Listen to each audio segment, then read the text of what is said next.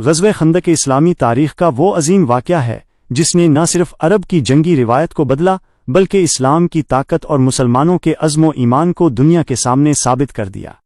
یہ جنگ 5 ہجری میں پیش آئی اور اس میں ایک طرف مدینہ کے 3000 مسلمان تھے جبکہ دوسری طرف 10,000 کا لشکر اسلام کو مٹانے کے ارادے سے جمع ہوا تھا۔ مشرکین مکہ، یہودی قبائل اور مختلف بدوی گروہ سب نے مل کر مسلمانوں پر چڑھائی کرنے کی تیاری کی۔ اس اتحاد کو احزاب کہا گیا اور اسی وجہ سے اس جنگ کو غزوہ احزاب بھی کہا جاتا ہے۔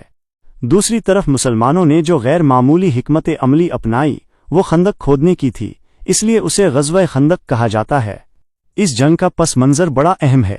غزوہ احد کے بعد قریش کو یہ خیال تھا کہ وہ مسلمانوں کو ہمیشہ کے لیے ختم کر دیں گے، لیکن وہ اپنی توقع کے مطابق کامیاب نہ ہو سکے۔ ان کے دلوں میں بدلے کی آگ مزید بھڑک اٹھی۔ ادھر مدینہ کے یہودی قبائل، خصوصاً بنو نذیر، جو اپنی بدعہدی اور سازشوں کی وجہ سے مدینہ سے جلا وطن کیے گئے تھے، اسلام کے خلاف نفرت اور انتقام کے جذبات سے بھرے ہوئے تھے۔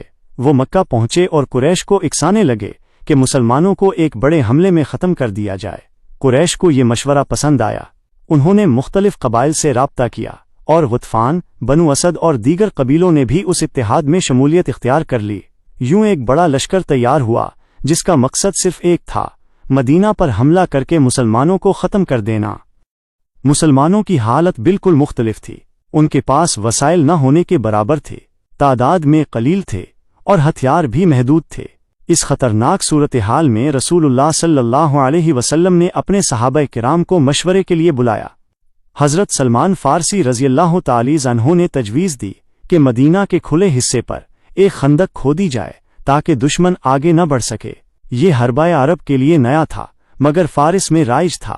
نبی کریم صلی اللہ علیہ وسلم نے فوراً اس رائے کو پسند فرمایا اور مسلمانوں نے کھدائی شروع کر دی۔ خندق کی کھدائی ایک بڑا امتحان تھا۔ سخت سردی کے دن تھے، کھانے کو بہت کم چیزیں میسر تھیں۔ کئی دن گزر جاتے اور صحابہ کرام صرف کھجور پر گزارا کرتے۔ بعض اوقات پیٹ پر پتھر باندھنے کی نوبت آ جاتی۔ اس کے باوجود سب جذبہ ایمان کے ساتھ دن رات محنت کرتے رہے۔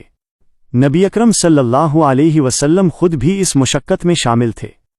آبی بیلچہ چلاتے، مٹی اٹھاتے اور صحابہ کو حوصلہ دیتے۔ ایک موقع پر ایک بڑی چٹان خندق کی کھدائی میں رکاوٹ بن گئی۔ صحابہ نے آپ کو بلایا تو آپ ہی نے اپنے دستے مبارک سے اس پر 3 وار کیے اور وہ چٹان ٹوٹ کر ریزہ ریزہ ہو گئی۔ ہر وار پر آپ نے اللہ کی تائید اور مستقبل کی فتوحات کی بشارت دی، جس سے صحابہ کے دلوں میں ایمان کی نئی روشنی بھر گئی۔ آخر کار خندق تیار ہو گئی۔ جب 10,000 کا لشکر مدینہ کے قریب پہنچا تو انہوں نے یہ عجیب رکاوٹ دیکھی۔ وہ حیران رہ گئے کیونکہ عرب کی تاریخ میں ایسا پہلے کبھی نہیں ہوا تھا۔ ان کے گھوڑے اور اونٹ خندق کو پار نہ کر سکتے تھے۔ وہ محاصرہ کر کے بیٹھ گئے اور مسلمانوں پر نفسیاتی دباؤ ڈالنے لگے تھے۔ کئی دن تک تیروں کی بارش کی جاتی، شور مچایا جاتا، مگر مسلمان ثابت قدم رہے۔ قرآن کریم نے اس وقت کے حالات کو یوں بیان کیا کہ آنکھیں پتھرا گئی تھیں، دل حلق تک آ گئے تھے اور لوگ اللہ کے بارے میں طرح طرح کے گمان کرنے لگے تھے۔ یہ دراصل ایمان کا بڑا امتحان تھا۔ محاصرے کے دوران مدینہ کے اندر بھی ایک بڑا خطرہ پیدا ہو گیا۔ یہودی قبیلہ بنو قریظہ نے معاہدہ توڑ کر دشمن کا ساتھ دینے کی تیاری کی۔ مسلمانوں کے لیے یہ بہت پریشان کن خبر تھی کیونکہ اب اندرونی حملے کا اندیشہ بھی تھا، مگر نبی اکرم صلی اللہ علیہ وسلم نے حکمت عملی اور صبر کے ساتھ اس صورتحال کا سامنا کیا۔ مسلمانوں نے اپنی پوزیشن مضبوط رکھی اور دشمن کو آگے بڑھنے نہ دیا۔ انہی دنوں دشمن کا ایک مشہور پہلوان عمر بن عبدود خندق پار کر کے میدان میں آیا اور للکارنے لگا۔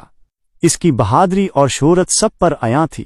حضرت علی رضی اللہ تعالی عنہ نے اس کا مقابلہ کرنے کی اجازت مانگی۔ نبی اکرم صلی اللہ علیہ وسلم نے اجازت دی تو دونوں آمنے سامنے آئے۔ سخت لڑائی کے بعد حضرت علی رضی اللہ تعالی عنہ نے اسے ہلاک کر دیا۔ یہ منظر مسلمانوں کے حوصلے بلند کرنے کا سبب بنا اور دشمن کے دلوں پر خوف طاری ہو گیا۔ محاصرہ طویل ہوتا گیا۔ دشمن کو رسد کی کمی، سردی اور تھکن نے گھیر لیا۔ وہ مدینہ کو فتح کرنے میں کامیاب نہ ہو سکے۔ پھر اللہ کی نصرت کا وقت آیا۔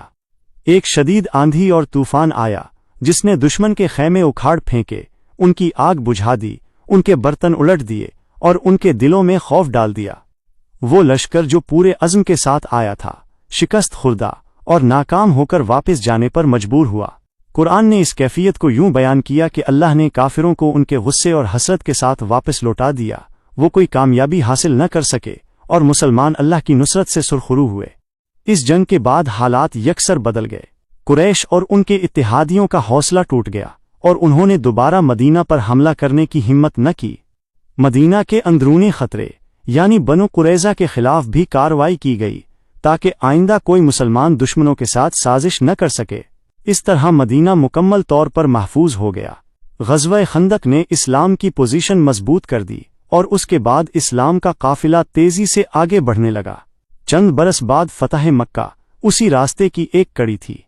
غزوہ خندق کا سب سے بڑا سبق یہ ہے کہ مشکل سے مشکل حالات میں صبر اور اتحاد سب سے بڑی طاقت ہے۔ اگر مسلمان اس وقت حوصلہ ہار دیتے تو شاید اسلام کی تاریخ کچھ اور ہوتی، لیکن ان کے ایمان اور رسول اللہ صلی اللہ علیہ وسلم کی قیادت نے دشمن کے بڑے سے بڑے اتحاد کو ناکام بنا دیا۔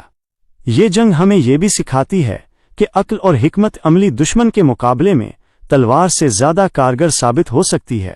خندق کھودنے کی تدبیر نے عرب کی جنگی تاریخ بدل دی اور دشمن کو یہ احساس دلایا کہ مسلمان اب کمزور نہیں رہے۔